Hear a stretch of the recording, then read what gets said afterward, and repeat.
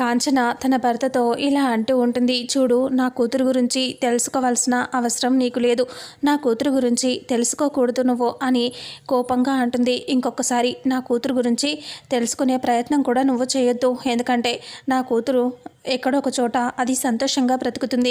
నేను నిన్ను కావాలని ఏదో దూరంగా వెళ్ళిపోలేదు, మొత్తానికి నిన్ను వదిలించుకోవాలని చెప్పి నేను మొత్తానికి నీ నుంచి పారిపోయి వచ్చేసాను. అంతేకాని మళ్ళీ నీ దగ్గరికి రావటానికి కాదు.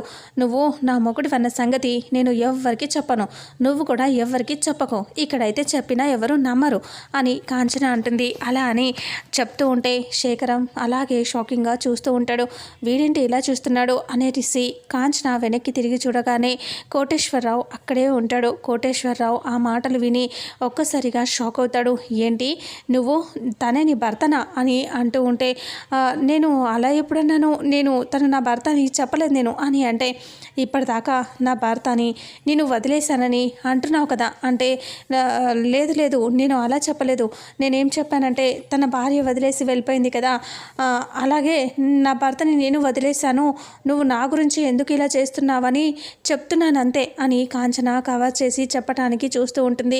అప్పుడే కోటేశ్వరరావు ఇలా అంటాడు. లేదు నువ్వు చెప్పటం నేను విన్నాను, నువ్వే కావాలని వదిలేశానని అని చెప్తున్నావు కదా, తనే నీ భర్తనా అని అంటే, ఇంకా అప్పుడే లేదు నేను చెప్పేది మీరు వేరేలా అర్థం చేసుకున్నారు, నా భర్త వీడు కాదు అని అంటూ కాంచన ఏదో కవర్ చేసి ఇంకా గజిబిజిగా అందరూ ఇంకా అక్కడికి వచ్చేసే లోపే అక్కడి నుంచి పారిపోతుంది. సార్, మీరు కూడా విన్నారు కదా సార్, అదే నా పెళ్ళం అని అంటే, అప్పుడే కోటేశ్వరరావుకి ఏం చెప్పాలో ఏం చాలా అర్థం కాదు. అప్పుడు నేను విన్నాను, కానీ తను చెప్పింది నీ గురించి కాదు అంటుంది కదా అని అంటే, అది అట్లనే చెప్తుంది సార్, కావాలని మీరు నమ్మట్లేదని అది అలా చేస్తుంది, అదే నా పెళ్ళం అని అంటూ చెప్తాడు. చెప్పేసరికి ఇంకా కోటేశ్వరరావుకి ఏమీ అర్థం కాదు. లీలావతి అప్పుడే అక్కడికి వస్తుంది. ఏమైందండి అని అంటే, అది కాంచన ఉంది కదా అని అంటూ ఉంటే, కాంచన ఈ శేఖరం మళ్ళీ గొడవ చేశాడా అని అంటూ లీలావతి అంటే, అది కాదమ్మా, అయ్యగారు మొత్తం విన్నారు అని అంటూ చెప్పండి అయ్యా అని అంటూ ఉంటే, ఇంకా తనకి చెప్పటం రాదు. అది నిజమా అబద్ధం అని కన్ఫ్యూజన్ చేసి వెళ్ళిపోతుంది కదా. ఇక మీరు అతని మాట వినకండి, పదండి మీతో పనుంది అని అంటూ ఉండగానే ఇక అప్పుడే ఆనంద బయటికి హడావిడిగా వెళ్తూ ఉంటుంది.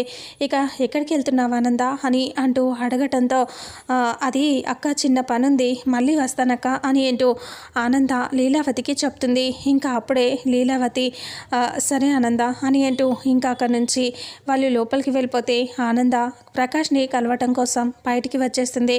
ఇక ప్రకాష్కి ఫోన్ చేస్తుంది. ఎక్కడున్నావు నువ్వు అని అంటే, మేడం నేను ఇక్కడ ఉన్నాను, రండి, మీరు మీతో కలిసి మాట్లాడాలి కదా, అందుకే వెయిట్ చేస్తున్నాను అని ప్రకాష్ చెప్తాడు. చెప్పేసరికి సరే అని చెప్పి ఆనంద ఫాస్ట్గా నేను వచ్చేస్తున్నాను ఉండు అక్కడే అని చెప్పి వెళ్తుంది.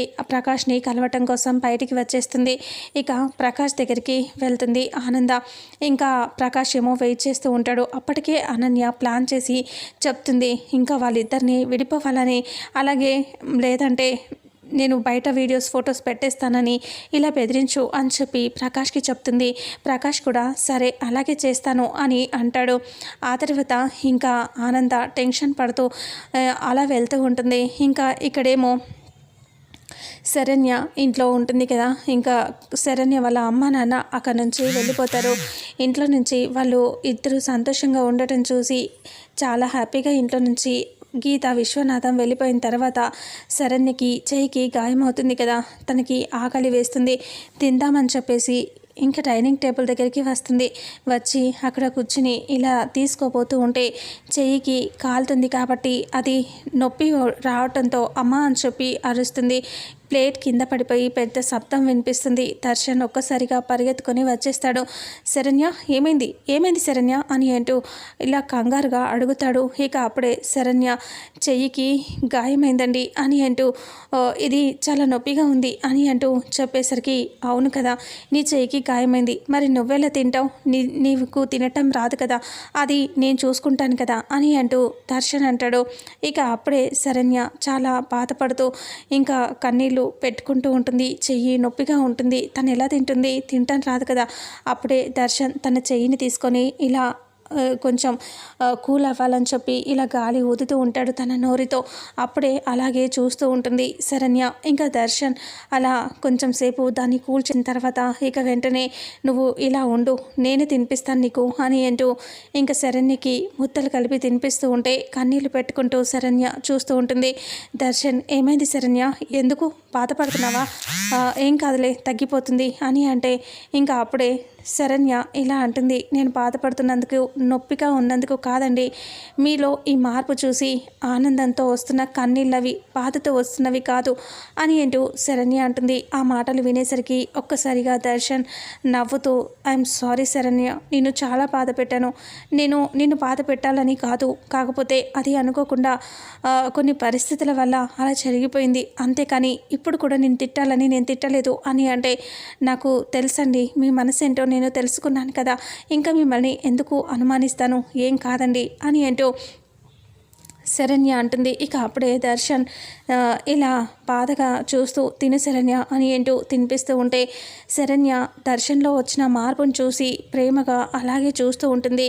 ఇక వాళ్ళిద్దరూ అలా చాలా సంతోషంగా ఉంటారు. మీరు కూడా తినండి అని శరణ్య అంటే, నువ్వు తిన్నాక నేను తర్వాత తింటానులే, నాకు ఆకలిగా లేదు అని దర్శన్ శరణ్యకి తినిపిస్తాడు. తినిపించాక ఇంకా వాటర్ కూడా తాగిస్తాడు. తాగించిన తర్వాత శరణ్యని, పద నువ్వు వెళ్ళి రెస్ట్ తీసుకుందు కానీ అని అంటూ దర్శన్ శరణ్యని అలా తీసుకెళ్ళి పడుకో శరణ్య అని బెడ్ మీద పడుకోబెట్టేస్తాడు.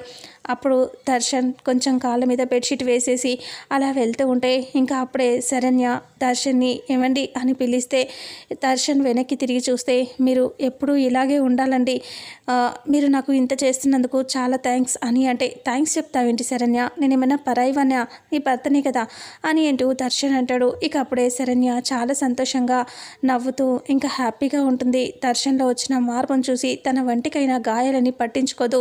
ఆ తర్వాత దర్శన్ అక్కడి నుంచి వెళ్తాడు. ఇక శరణ్య నిద్రపోతుంది.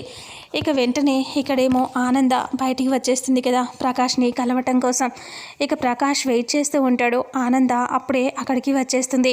ఆనంద వచ్చి రాగానే ప్రకాష్ని చూసి, రే ఏంటి, ఎందుకు అలా చేస్తున్నావు నువ్వు అని చాలా కోపంగా అరుస్తుంది. ప్రకాష్ ఇలా అంటాడు, నేనేం చేశానండి అని అంటంతో, నువ్వేం చేసావో నీకు తెలియదా, నా కూతురు జీవితంతో ఎందుకు ఆడుకుంటున్నావు, దాని ఫొటోస్ వీడియోస్ బయట పెడతానని చెప్పి ఎందుకు అలా తనని ఇబ్బంది పెడుతున్నావు, ఫొటోస్ని వీడియోస్ని అన్నిటినీ తీసేయి అని ఆనంద అంటుంది. అలా అనేసరికి ఇంకా వెంటనే ఇలా అంటాడు ప్రకాష్, నేను ఆ ఫొటోస్ వీడియోస్ తీసేయాలి అంటే నేను చెప్పినట్టు మీరు వినాలి, అంటే ఏం చేయాలి, అసలు నీకేం కావాలి, డబ్బు కావాలా చెప్పు ఇస్తాను అని ఆనంద అంటుంది. కానీ నా కూతురు జీవితంతో మాత్రం ఆడుకోవద్దు, ఆ ఫొటోస్ వీడియోస్ అన్నీ తీసేయి అని అంటూ శరణ్య ఆనంద చెప్తుంది. చెప్పేసరికి ఇంకా అప్పుడు ఇలా నవ్వుతూ అంటాడు, అయితే మీరు నాకు డబ్బులు అవి ఇప్పుడు నేను అడగట్లేదు, నేను ఒకటే కోరుకుంటున్నాను, నాకు ఒకటి కావాలి అంటే ఏంటదో చెప్పు అని అంటంతో, అది మీ కోడలు శరణ్య, మీ అబ్బాయి దర్శన్ వాళ్ళిద్దరూ ఉన్నారు కదా, వాళ్ళిద్దరికీ విడాకులు ఇప్పించండి అని చెప్పేసరికి ఒక్కసారిగా షాక్ అవుతాయి. ఏంటి, వాళ్ళిద్దరికీ విడాకులు ఇప్పించాలా అంటే, అవునండి, వాళ్ళిద్దరికీ విడాకులు ఇప్పిస్తే ఇంక నేను ఫొటోస్ వీడియోస్ డిలీట్ చేస్తాను అంటే ఆనంద ఒక్కసారిగా షాక్ అవుతుంది. ఏంటి, ఫొటోస్ వీడియోస్ డిలీట్ చేయాలి అంటే నా కొడుకు కోడలు విడిపోవాలా, నీకు అసలు బుద్ధుందా, అసలు నా కూతురు జీవితంతో ఆడుకుంటున్నా నువ్వు మళ్ళీ వాళ్ళ జీవితంలోకి ఎందుకు వెళ్ళాలి అనుకుంటున్నావు, అసలు వాళ్ళని ఎందుకు నువ్వు ఇలా మాట్లాడుతున్నావు అని ఆనంద అంటంతో ఇక అప్పుడే ఇలా అంటూ ఉంటాడు. ఎందుకంటే నేను ఎందుకనేది తర్వాత చెప్తానులే, కానీ ఇప్పుడు నేను చెప్పినట్టు మీరు వినాలి, లేదంటే మీ కూతురు జీవితం నాశనం అవుతుంది. నీ కొడుకు జీవితం గురించి చూసుకుంటావా, అలాగే నీ కూతురు జీవితం గురించి చూసుకుంటావా, నువ్వే తెలిసేసుకో. మీరు నేను చెప్పినట్టు మీరు విన్నారు అంటే సరే సరే, లేదంటారా ఇంకా చూడండి అనేసి మీ ఇష్టం అని ప్రకాష్ అంటాడు.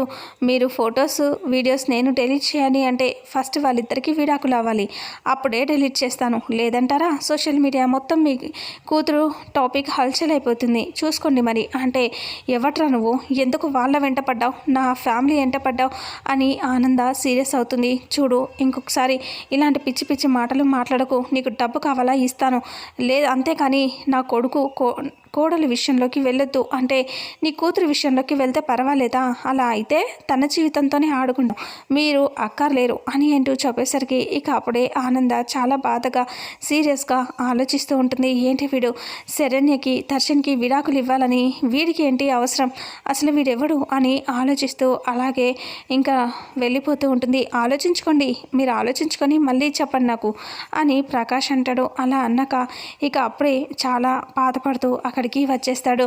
వచ్చి ఇలా చాలా డల్గా బాధగా కూర్చొని ఇంకా ఆలోచిస్తూ ఉంటుంది. శరణ్య అక్కడి నుంచి వచ్చేసి ఆలోచిస్తూ ఎందుకు వీడు శరణ్యని దర్శన్ని విడాకులు తీసుకోవాలని చెప్తున్నాడు, వాళ్ళకి వీడికి సంబంధం ఏంటి, అసలు ఎందుకు అబద్ధం చెప్తున్నాడా నిజం చెప్తున్నాడా, అసలు శరణ్య దర్శన్ విడాకుల గురించి ఎందుకు మాట్లాడతాడు, వాళ్ళిద్దరిని విడగొట్టాలంటే మధ్యలో లహరిని ఎందుకు అడ్డు పెట్టుకుంటాడు, ఒకవేళ వీడేమైనా ఫ్రాడ్ చేస్తున్నాడా, లేదంటే వీడికి వెనకాల ఉండి సమీరా కానీ అనన్య కానీ కావాలని ఇదంతా చేస్తున్నారా అని ఆలోచిస్తూ ఉంటుంది.